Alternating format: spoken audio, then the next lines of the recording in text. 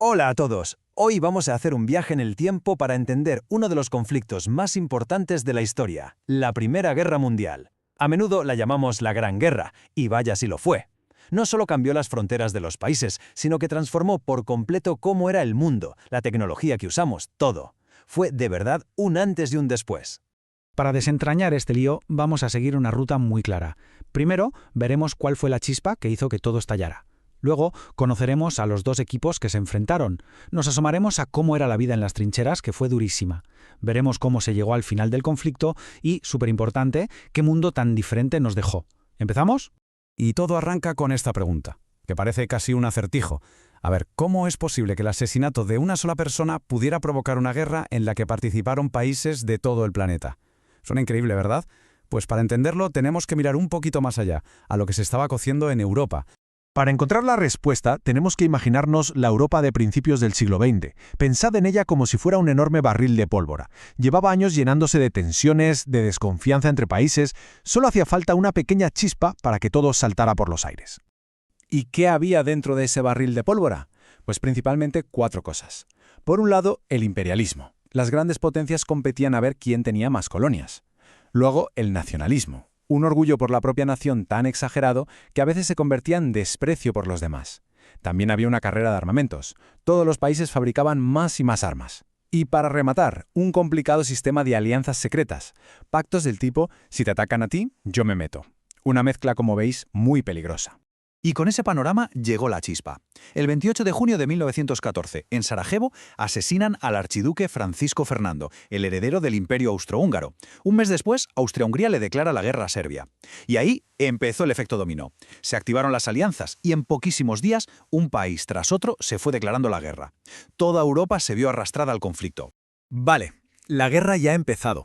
Ahora vamos a ver cómo el continente se partió básicamente en 2 grandes equipos que se iban a enfrentar durante 4 largos años.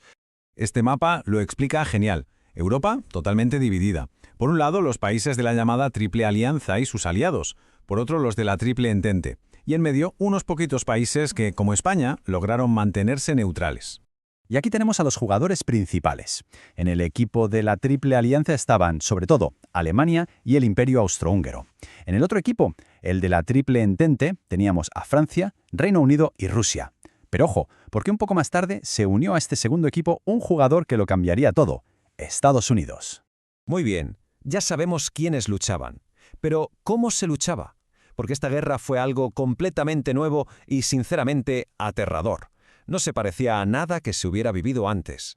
La guerra se quedó enseguida atascada y se hizo famosa por una cosa: la guerra de trincheras. Los soldados cavaron kilómetros y kilómetros de zanjas para protegerse. Pero claro, desde ahí era casi imposible avanzar. Ganar unos pocos metros podía costar meses de lucha y miles de vidas. La vida en esas zanjas era un auténtico infierno. Los soldados vivían rodeados de barro, con frío, humedad, ratas, poca comida. Las enfermedades se extendían rapidísimo, y todo esto bajo la amenaza constante de los bombardeos.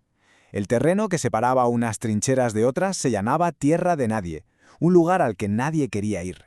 Además, esta fue la primera gran guerra industrial. Se estrenaron armas terribles, capaces de causar una destrucción masiva. Hablamos de ametralladoras, de tanques que aplastaban cualquier cosa, de submarinos, de los primeros aviones de combate y de algo horrible: los gases tóxicos. Después de años de un empate sangriento, en el que parecía que nadie podía ganar, llegó un año que lo cambió todo.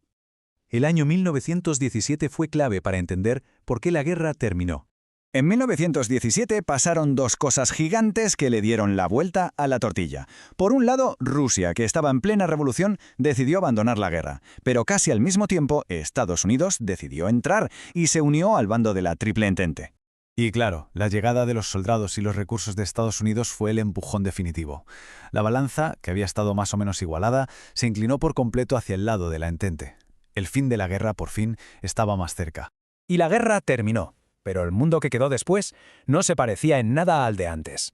El final del conflicto dejó un planeta completamente nuevo, pero también muy roto. El acuerdo de paz oficial fue el famoso Tratado de Versalles. Fue un tratado muy duro, sobre todo con Alemania, a la que se declaró la única culpable de todo y se le obligó a pagar una cantidad de dinero brutal. Pero la consecuencia más espantosa fue el coste humano. Más de 10 millones de personas murieron. Es un número tan grande que cuesta hasta imaginarlo. Una generación entera de jóvenes quedó destrozada. A nivel político, el mapa de Europa fue redibujado por completo. 4 imperios gigantescos que habían existido durante siglos, el austrohúngaro, el ruso, el otomano y el alemán, simplemente desaparecieron. Y en su lugar nacieron un montón de países nuevos. La sociedad también se transformó de arriba abajo. Europa quedó económicamente destrozada. Mientras tanto, Estados Unidos se convirtió en la gran potencia mundial. Y hubo un cambio social importantísimo. Como los hombres estaban en el frente, las mujeres empezaron a trabajar en las fábricas, lo que fue un paso de gigante en la lucha por sus derechos. Sin embargo, esa paz tenía una herida. ¿Recordáis el Tratado de Versalles? Pues en Alemania, muchísima gente sintió que era totalmente injusto y humillante. Y ese sentimiento de rabia, ese rencor, se quedó ahí guardado, como una semilla que, con el tiempo, iba a traer consecuencias terribles. Y esto nos lleva a una última reflexión. A la Primera Guerra Mundial se la llamó la guerra que acabaría con todas las guerras. Se pensaba que después de algo tan horrible, la humanidad no volvería a cometer el mismo error. Entonces, ¿cómo es posible que solo 20 años después el mundo se viera envuelto en una guerra todavía más grande y destructiva? Una pregunta que nos enseña que a veces el final de una guerra es solo el principio de la siguiente.